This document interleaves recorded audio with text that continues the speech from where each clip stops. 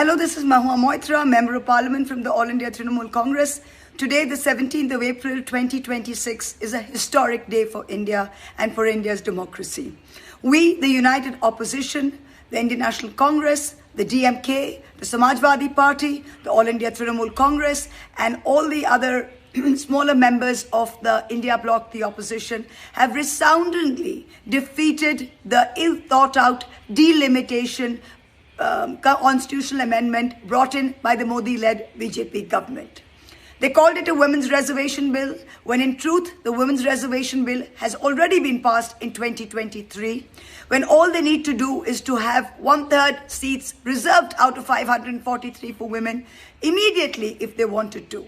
Instead of doing that, they came up with a diabolical plan to increase the number of seats in the Lok Sabha and the Vidhan Sabhas based on a 2011 census, so not on the latest census, and by doing this, they were going to adversely affect the share of the southern, the northeastern, and the eastern states in the total.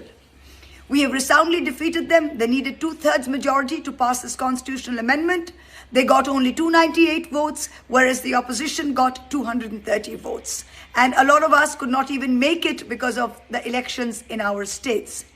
This is the beginning of the end. This is the beginning where the narrative starts to change. We can do it. For the first time, we have done this. We have shown them. And going forward, they have lost today. The BJP will lose Bengal. They will lose Kerala.